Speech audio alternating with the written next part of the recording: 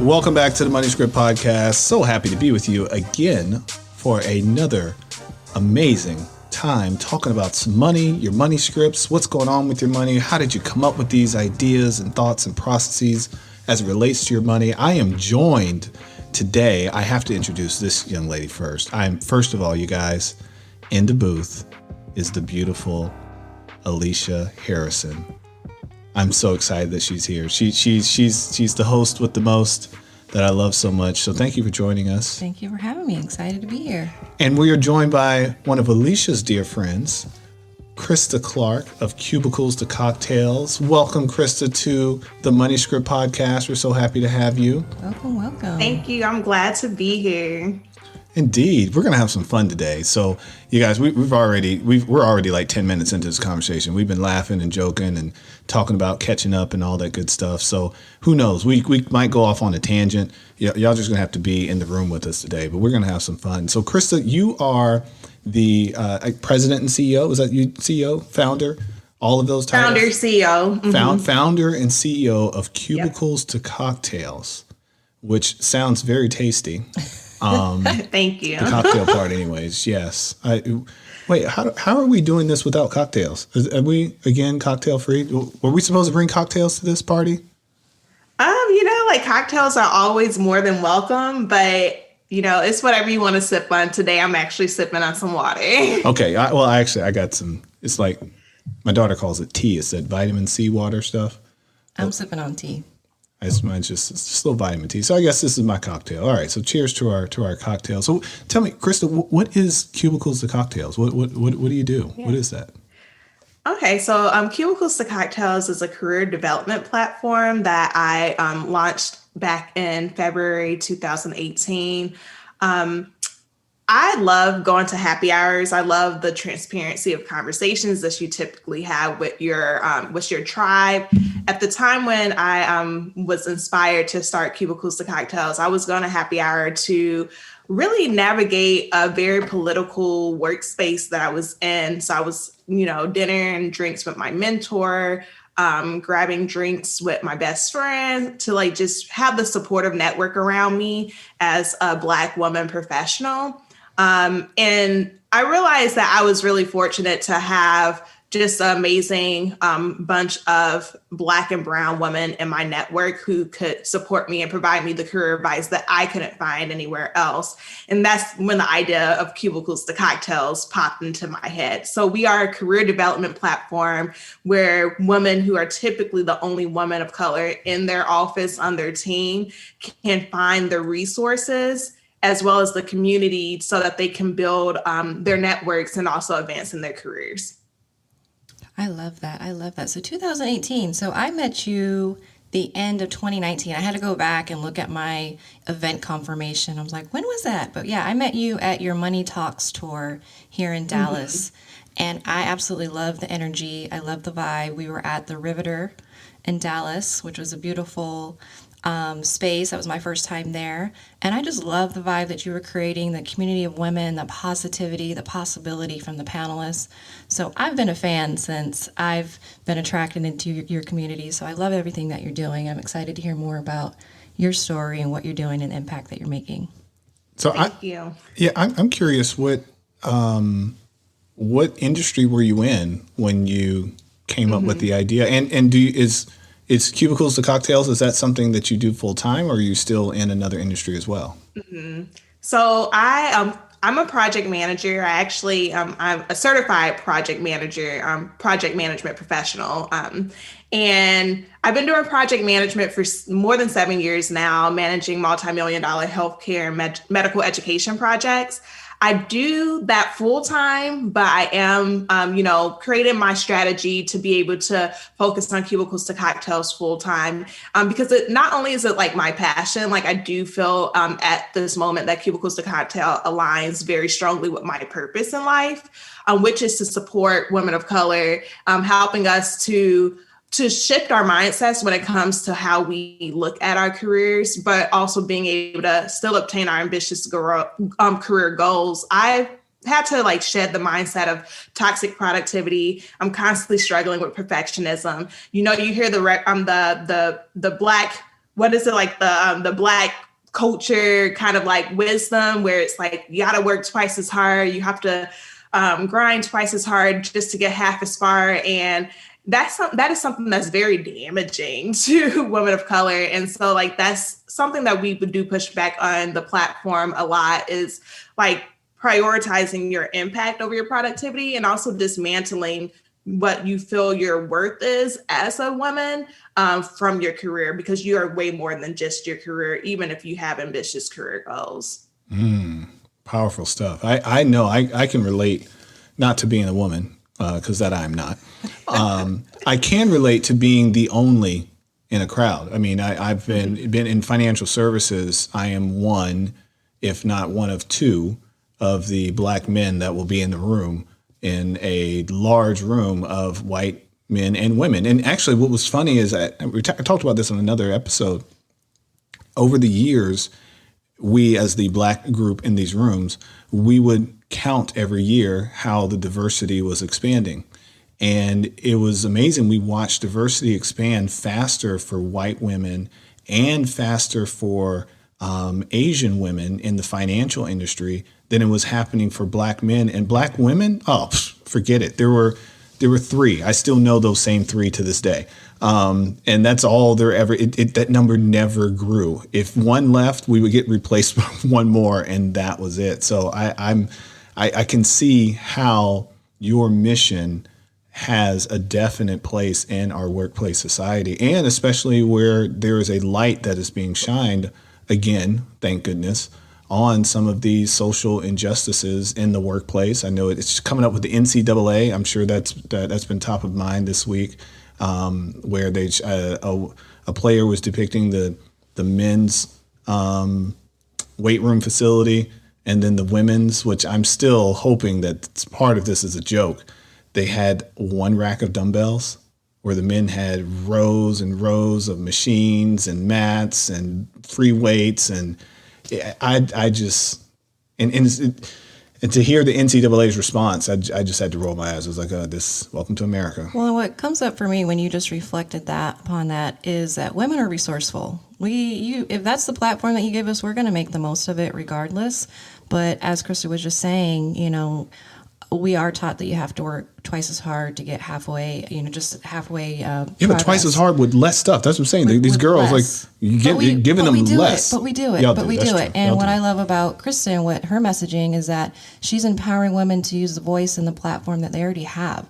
So it's not we have to necessarily create anything new. It's just opening our eyes to what we have and to the ability and the possibility that we have within us, and not necessarily looking to anyone else to change that.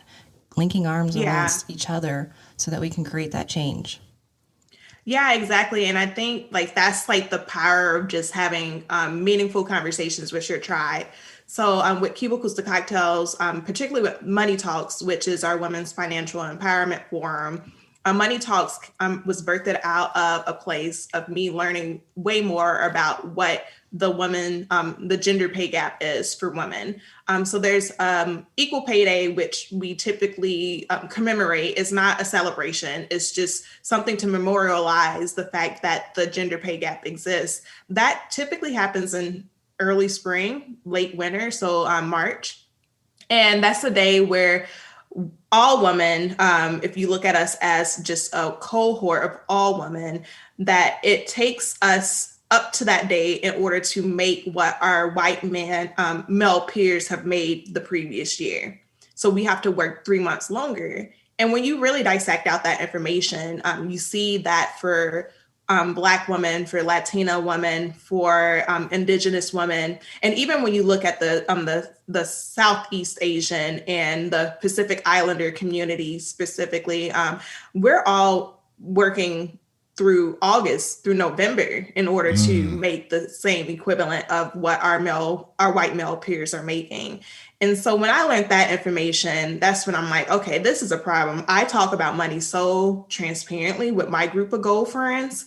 And I'm like, women are not talking about money. We talk about sex before we talk about money, the research shows. And it's just like, why is money so taboo? Like, and then when you look at, not only is it the salary gap that we're we're facing, but what's scary to me and what's not on a lot of our radars is actually like the wealth gap, the retirement crisis that's going to hit this country. And it's going to be a crisis for women of color, particularly the retirement crisis that people talk about.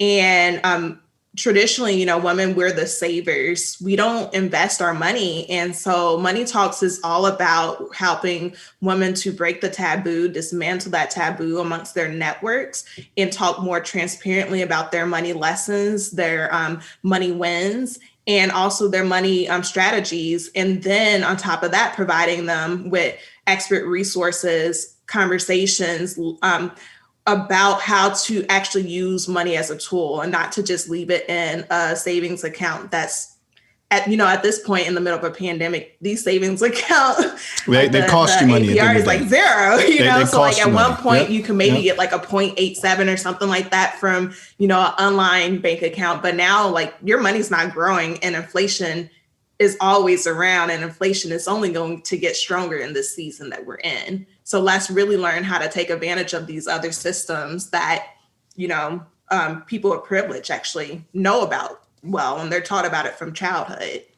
I love that. And I think that's a huge reason why I've been so drawn to what you're doing and what you're messaging is that, at Money Script, we encourage our clients and our community to have those money dates, those money conversations, because if we're not talking about money, we're not learning about the wage gap. We have no idea what our counterparts are making because we're not comfortable talking about it, learning from each other's mistakes or from each other's families' mistakes or well-being, just having those conversations and regulating them. And I remember one of your guest speakers that you had at the Money Talks event, that actually the one that stood out the most was the career coach. And she talked a lot about how you can asking for what you're worth and really making sure that you're getting compensated like your male counterparts. And that was huge for me. I'd actually, I'd worked in management in corporate America, but I never allowed myself to really, see in the light of being able to empower women around me to, hey, ask for what you're worth. Because I know what I was going through as an employee, where I felt I knew I wasn't getting paid my worth, especially in comparison to my male counterparts. And something we just actually talked about in our blog, a recent blog, we talked about the gender wage gap. And something that I'm prideful of is, in our company, is making sure that we do have competitive wages for all of our employees, regardless of their sex or gender. So that's huge. And I realized I had to go through my path through corporate America to learn really the realities of what's going on versus just what I hear or what other people are telling me. So that's something that I'm very passionate about. And so I love all that you're doing. And you're going to hear me. I'm a fangirl. You got me locked in. Thank you so and much. I'm so excited to have you here so we could just learn more about and just give you that platform to continue to share with other women of the resources that you have and what you're offering so that we can grow and we can overcome the challenges. And as you said, the retirement challenge, is that what you just said? Oh yeah. We got it. She was just dropping gem after gem, dime after dime. So pause everybody and rewind back. She said a word that I don't know if y'all picked it up. And Christa, you saw me pick up my pen. I was like, what did she just say? Oh, the goal friends. She said goal friends. That was that. Wow. Goal friends. Christa be dropping them. She drops them. The goal friends. Friends.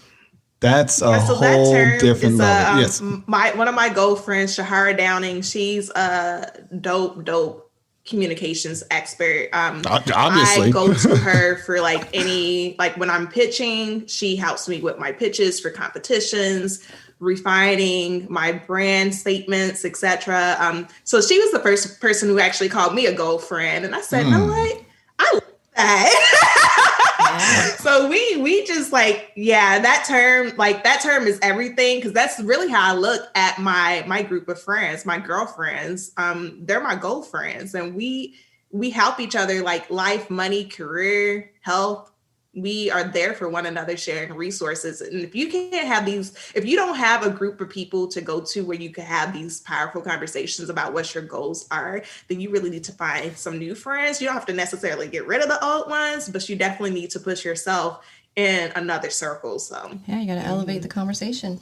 Man, goal friends. Yeah, what's funny about it for me is when I talk to clients about their financial independence goals, I use it as a gateway to be able to ask about referrals, because I'll say, who do you want to spend all this time with? Who are you with? Oh, well, I got a brother that's the same age, and we got kids the same age, so we want to travel together or whatever. Or they talk about other friends, and I'm just writing those down. Okay. But now I'm going to say, so who are your goal friends? Who are the people that you want to be able to achieve these goals with so you can spend more time with? Tell me about your goal friend. Oh, I love that. Woo. I love that. That actually makes me think of Layla. Her and I are very much in alignment. We're entrepreneurs, we're moms, and we have those powerful conversations y'all are goal friends. Y'all are about girlfriends. Our business, about how we show up, about the challenges. And I really don't know where I would be if I didn't have that outlet and that reflection for her to be like, hey, this worked for me, or this is what we're doing in our business, or this is what we're doing at home. Just to have that support and not get stuck in the obstacle or the challenge, but to have someone around me who's doing the work and who is doing everything she can to elevate as an entrepreneur, woman, wife, mom, all of those things. So that is so powerful. I love that. So let's educate the people a little bit, because like I said, you were dropping some heavy stuff in there. You mentioned the wealth gap, and you mentioned that the wealth gap, especially after the pandemic, is a crisis, especially for women of color. Can you expound on that a little bit? Yeah. So with the pandemic, they have it's called the She Session.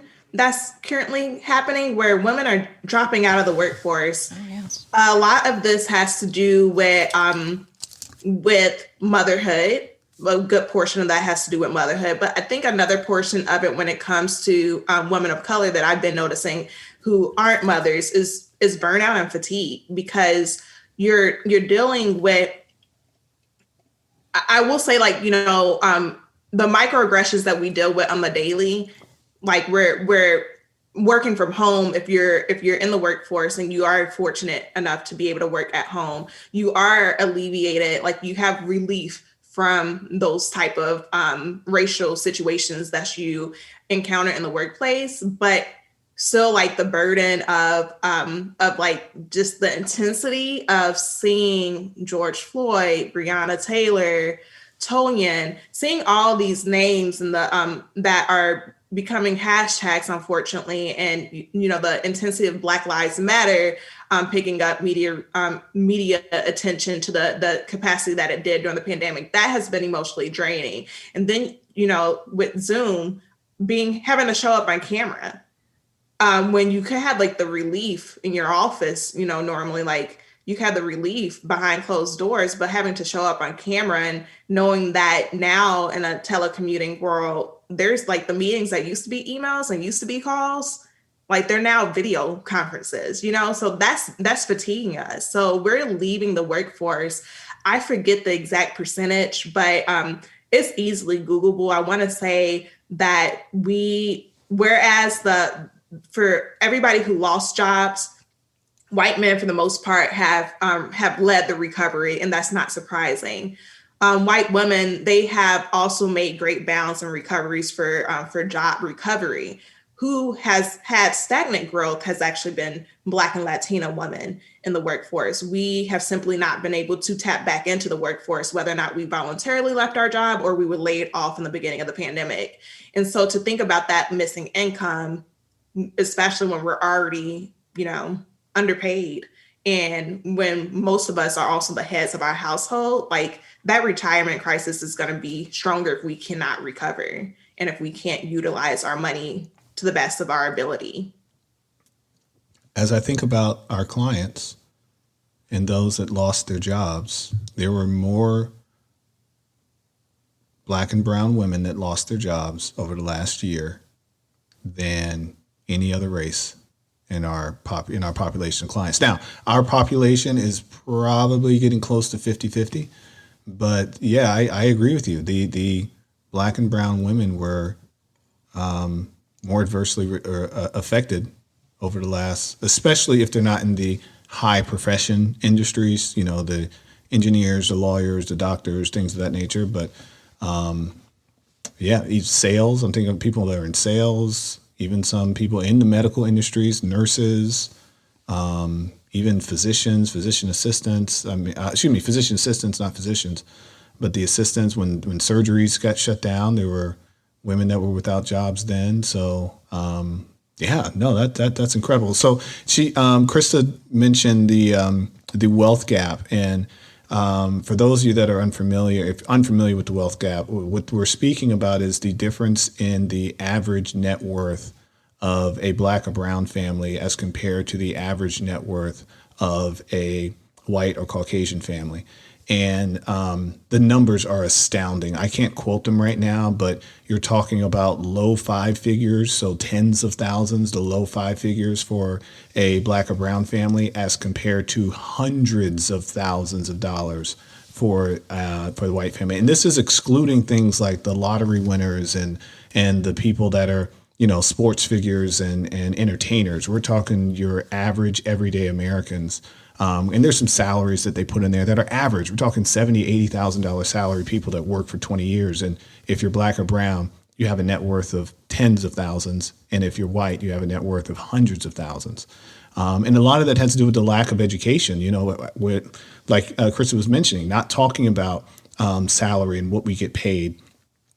We're taught to keep quiet about that. You don't talk about your salary at work. It's nobody else's business. Well, that was very good for the business owner that didn't want the Black people to find out how much the white people were getting paid, or the woman to find out how much the man was getting paid. Yes, it was good to put policies in place to say you're not supposed to talk about your salary.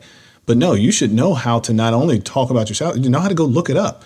The Department of Labor has a website so you can go and you can look to see what the average compensation is for your job down to your zip code. Okay. If you go and look that up and you see that you are getting paid less than that, you probably need to have a conversation. And Alicia and the blog that she did this week talks a lot about some of that. But I want to hear from you, Christa. What are some of the tips that you give to your women at your workshop so they can start to break through some of these ceilings of complexity? Yeah, so I think, thinking about like the conversations, because at the end of the day, the wealth gap is very much structural racism, right? And so like to the biggest areas also that you see when it comes to the wealth gap, two of the biggest components of that is the systemic barriers that we face when it comes to home ownership, both historical and what we're facing now. And then a second component of that too is also the student loan crisis, and how that is really, once again, that's a community of color crisis, particularly when it comes to women of color. Because we tend to go out and get more degrees. Black women, for instance, like we're the most educated cohort, racial gender cohort. Because you're told, so you have to work 3 times as hard to get ahead. And you're told that's education. So you got to go get educated. Yep. Oh, wow. This is. Whew. So I like to have a lot of conversations, like when I'm talking and encouraging people to talk with their network about certain things. One of the areas where I say, is a safe area for if you're new to having money talks with your girlfriends, is to talk with them about student loans. Talk with them about, say the number, because a lot of us don't say the number for what the student loan burden that we're carrying. So say that number with your friends and talk about how you got there. Talk about what type of payment plans you're on. Talk about even just effing the system up. Like I know some people who they're like, I'm not paying this back. Like I'm going to the grave with that. Like you have to think about with money, like especially when it comes to student loans, there's some conversations where it's like we play by the rules, but if you really want to have the ROI with your money, like sometimes you have to go outside the lines, and other communities are willing to do that. And we play it safe, and you can't play it safe. So that's one area. When it comes to home ownership, I encourage people. There's a lot of misinformation when it comes to home ownership. So for Money Talks tour, where I met Alicia in Dallas when we were in Dallas. So we went to 3 cities: Houston, Austin, and Dallas. So in Dallas, we partnered with BBVA Bank for a second time, and we learned about home ownership. Programs for affordable home ownership for first-time buyers, programs that are set up particularly for community of colors to become first-time homeowners. There's a lot of benefits that you could get out of home ownership. Now, it's not always like, depending on what region of the country you live in, what city, renting may be the best option for you, but home ownership is definitely accessible, and it does unlock certain levels to being able to build up your net worth in the future. And so those are 2 areas that I'm very passionate about. You don't always have to go start a business. That's one of the other things that I talk to the women in the community about. I think that it is important to have multiple streams of income, but that can look very different. That can look like you freelancing on the side and not trying to start an entire enterprise where you feel like you have to leave your 9 to 5. I think we're so quick to glorify entrepreneurship as the ticket to financial freedom, when really it's just learning how to hack all these other systems that are untapped by our communities. So I'm a strong believer that if you want financial independence, you're going to have to pick one of these lanes or choose to drive in all of them. And the lanes are quite simple. Real estate ownership. Number 2 is investing in the stock market. And number 3 is having additional sources of income. And that really, I'm talking about entrepreneurship in some way, shape, or form. You're going to need one of those 3 things if you want to have financial independence.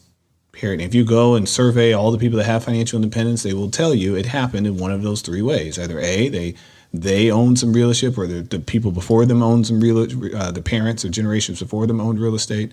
Or B, they did some investing. They put money into an investment account. One of my favorite clients, she passed away a few years back. She was in her 80s when she passed away. The only Black woman, the only job she ever had was a school teacher, 3rd grade.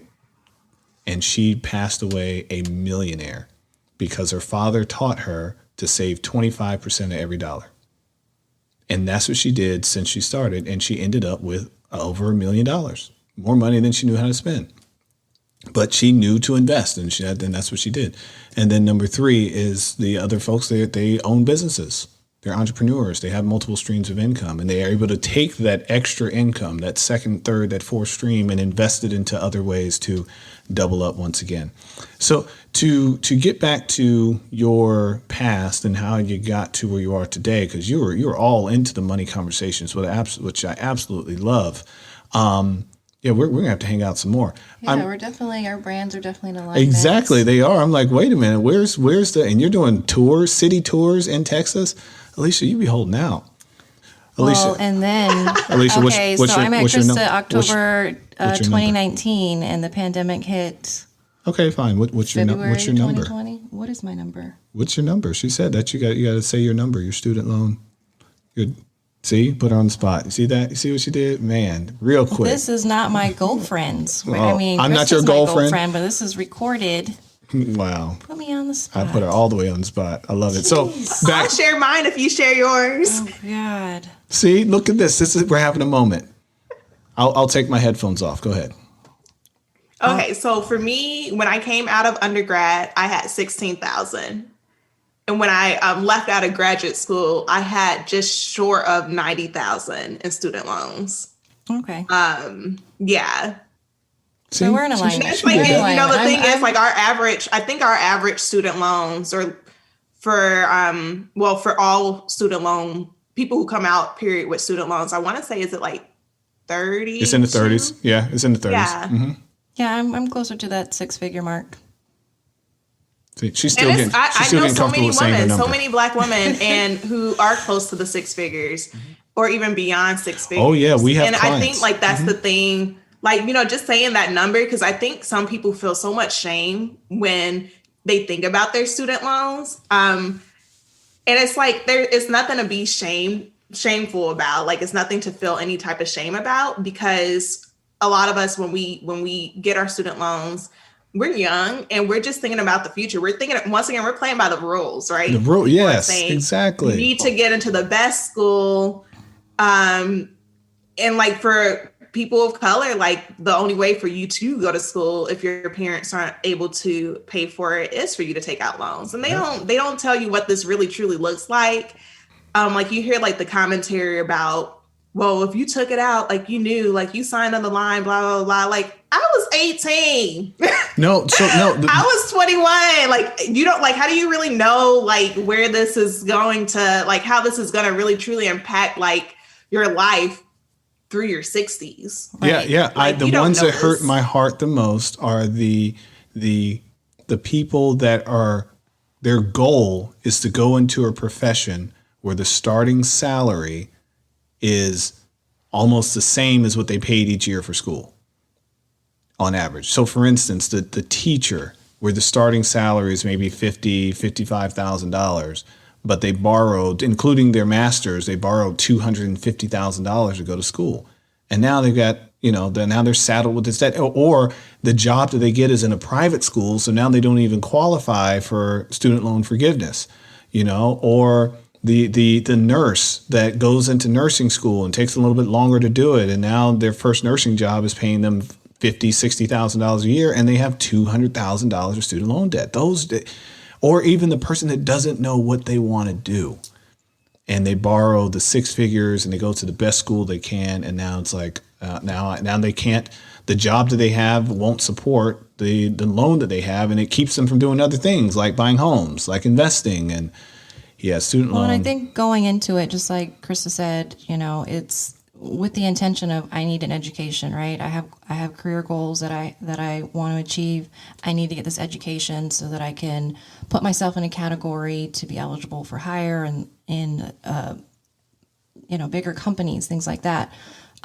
Being one of the first to attend and graduate college, I didn't first generation, have the support and resources. Okay, what does this look like? How does this process work? I literally had to fumble through it, and it wasn't an easy process. And as you can tell, I'm not very proud. And like Christa said, just the shame of it, of not knowing what I was getting into and how it would affect me long term, when really I was taught that I needed to go to school, get in a career, build my income that way. And that's the path that I was on, and didn't know, the challenges that I was creating for myself in the process. Indeed. It's okay. You'll be able to say your number soon. You just wait for it to get a little bit smaller. So Christa, tell us, what is your first memory of money? Okay. My first memory of money. So this is like really funny. My first memory, like, okay, so it may not be, it's like the earliest memory of money, right? Yeah. So that earliest memory of money for me was me and my little sister. We were at our old home in the basement, and we used to think it was like the funniest thing to like swallow and burp back up pennies, which is like really disgusting. Oh my goodness. It's so disgusting and so dangerous. And we did get caught once, and we never did it again, but we used to do that with one another. And so I remember attending this one event, and somebody said, well, your earliest memories with money is like how it will reflect truths about how you interact with money. And I say to this day, like, I would throw down some money to eat some good food. Like, I eat my money. Luxury, black girl luxury to me is like going to dine and like going to have like a 5-course meal with like wine during dinner, and like capping it off with a great cocktail during dessert, or even just doing like what my husband and we like to do sometimes. I forget what he calls it, but we'll start at one restaurant for appetizers, and then we'll go to the next for our entrees, and then we'll go to the next for our dessert, and then the next for our nightcap. That sounds fun. Like, I will spend some money on food. So that is one of my earliest memories about money. Wow. That is, and that connection to the future. I tried to act surprised. I am familiar with the burping penny thing. I never met anybody else. I couldn't tell by your face. Actually acknowledge that they did that too. So Alicia, you're about to get a story. I was laying in bed. I was about 6 years old, and I was practicing the burping penny thing. And then I started choking. Oh, no. And I don't know if I got out of bed myself. I don't know. Somehow I was rescued. And I do remember my older brother and sister and my father holding me upside down while he's trying to dislodge the penny from my throat. And eventually it just went the other way. And I'm still waiting for it to come out. So it was some interesting days of pooping over the next few days because I was looking for that penny for a long time. I never saw the penny. Never saw it. So either I still have it or I just missed it. Wow. You probably missed it, bro. That's literally holding on to old shit. That wow. Everybody. See, now I got to hit the parental guidance on this one. Thanks. My said bad. poop. That is so funny. Nobody else has ever told me that they did the same thing. I am familiar. I had a cousin that was a little out there, and he still is. And we did some weird things. We also taught each other how to pass out by you would cross your hands over your shoulders, and you would take 10 deep breaths, and on the last breath you'd hold it, and the person would push on your arms. Oh no! Okay, y'all. And This is what y'all were doing down in the country. And you would pass out. It would Down in the you'd country. be out cold. Yeah, it was not a smart thing to do. Christa, where are you from? Are you from? I'm from Chicagoland, so my family moved up to Chicago from Mississippi. That's where my grandpa is from, Mississippi. I think Kentucky. Some other parts of the family, and Louisiana. So we're definitely, Chicago. I always say because of the Great Migration, Chicago and the Midwest, like the Black cities, we're just Southerners who relocated up to the Midwest. Yeah. You were up in the redlining where the famous redlining was happening. Oh yeah. My mom is a realtor. She was an accountant. She was an accountant at first. And she left her corporate job to become a realtor. And she liked the flexibility it gave her, but also my mom is a hustler. Being somebody in entrepreneurship and being business minded is just something that is very generational. On my mom's side, especially, like my grandma, my great grandma, we can only imagine our great great grandma, like that entrepreneurial blood runs through our veins so deeply. So my mom is very familiar with the impact of redlining in Chicagoland, and even to the point where I know the town that we lived in, just experiencing the diversity of the town increase. So I grew up in South Holland, Illinois, very small village. I think they call it the village of South Holland, and when we moved there, when my parents moved us there, it was a little bit diverse, but it was a lot of white people, especially older white people.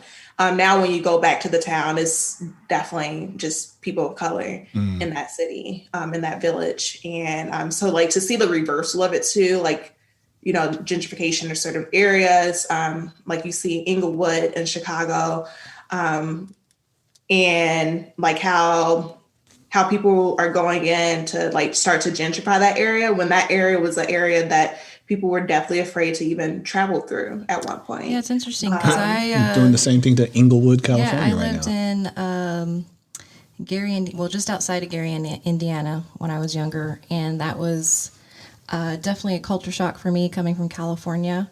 We were one of the only Black families in the neighborhood.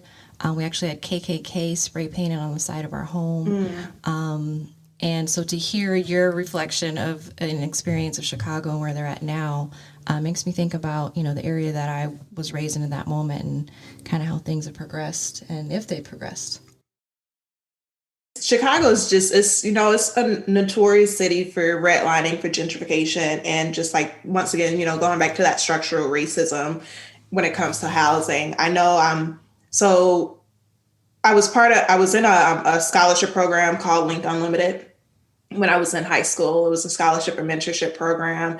And the office building was right across the streets from, I don't know, I think it was the Ickies, but don't quote me on that. It was definitely one of the larger projects, one of the high-rise project areas in Chicago.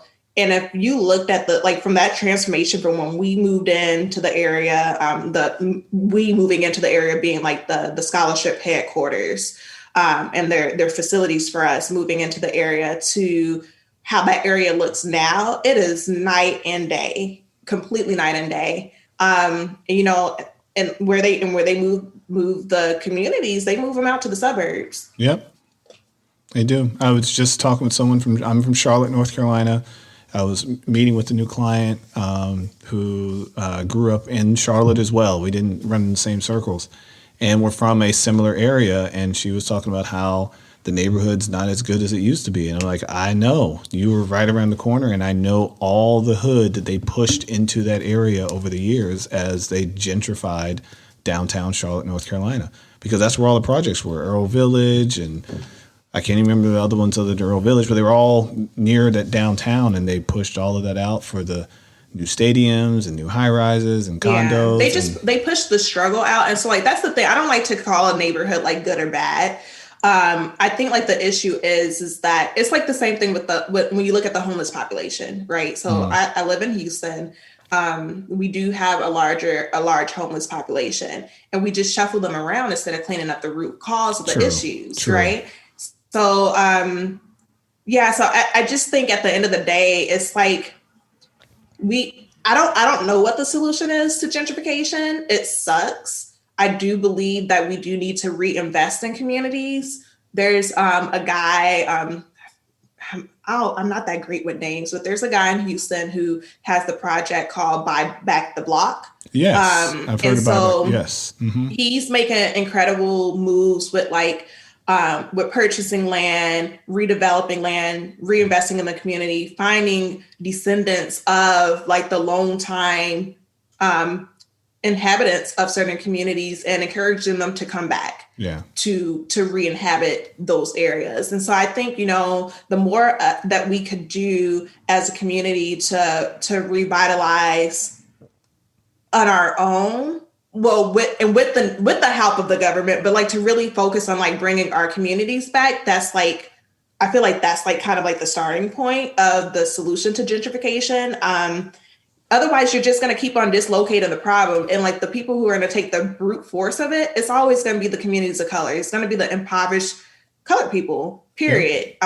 Because you move them, and then that neighborhood, because it does get labeled like a bad neighborhood and the white flight happens, that neighborhood, the property values depreciate. It gets to the point where people don't have the resources to keep the community looking nice, to keep the community safe, because they are struggling. And then they get pushed back to the city, or then they get pushed back to a new location. So you're always losing money while people who are gentrifying your community, they come in and they move you to build their wealth.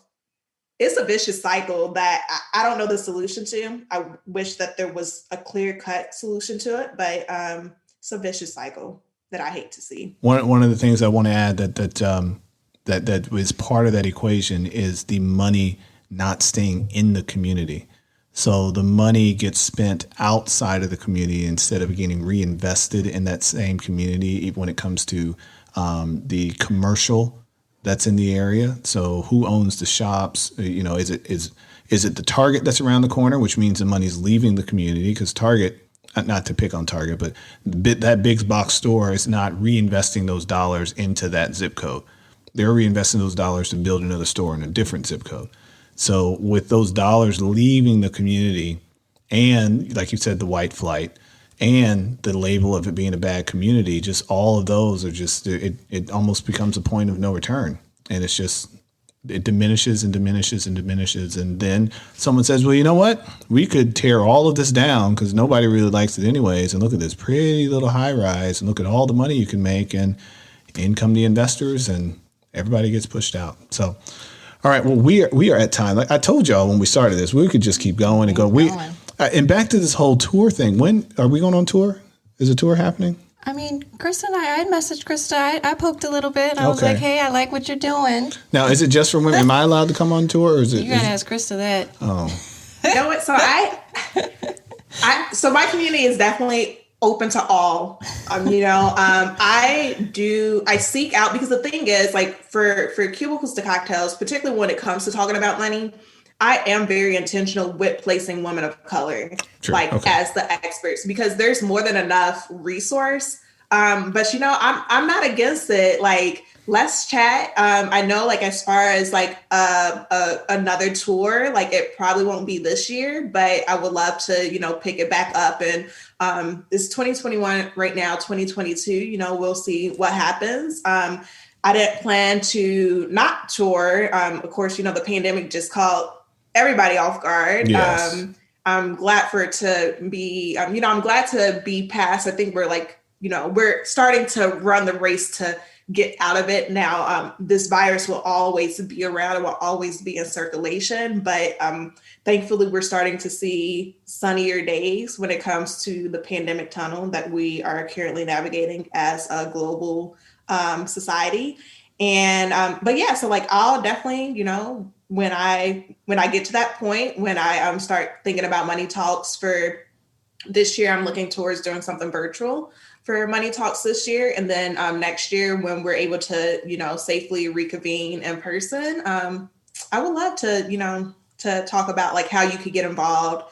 I'm just saying we could just expand we just get a bigger venue. That's all. We just combine our resources, form like Voltron. Yeah. No, I think there's definitely room for opportunity. Yeah. And, I like Alicia, so. Okay, so I'm just trying to be her plus one. That's all I'm saying.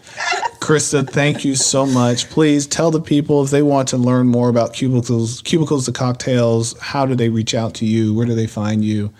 Awesome. So Cubicles to Cocktails, once again, we're a career development platform where we offer community and resources to millennial women of color looking to build their networks and to advance in their careers. We do this through our weekly newsletter called The Sip. It's a weekly message from me, along with 5 things that I'm currently sipping on to stay informed with what's going on in the world, to help me and my community in their careers, as well as just other interesting reads, videos, etc. We also do events, and we also have we're starting to fill our digital resource hub. So you can find us everywhere. Cubicles TO Cocktails. So Cubicles to Cocktails on LinkedIn, on Instagram, on Facebook. For our website, it's just Cubicles to Cocktails /community. We'll get you plugged into this phenomenal community that's growing day by day. Thank you so much for having me. This was such a great conversation. I feel like we have definitely kept going, but I know. Oh yeah. So what that means is you'll be back. 2. You'll be back. Yeah, part 2. We'd love to. And thank you, because you got Alicia in the booth. She hasn't been in the booth in 2021, have you? Or no? Did you come in briefly? We were featured on another podcast. That's what it was. But this is the Money Script podcast. So thank you for getting Alicia back in the booth. Yeah, thank you. Everybody, we will see you guys next week. Stay safe, and check out Cubicles to Cocktails. Sip on something. See you next time.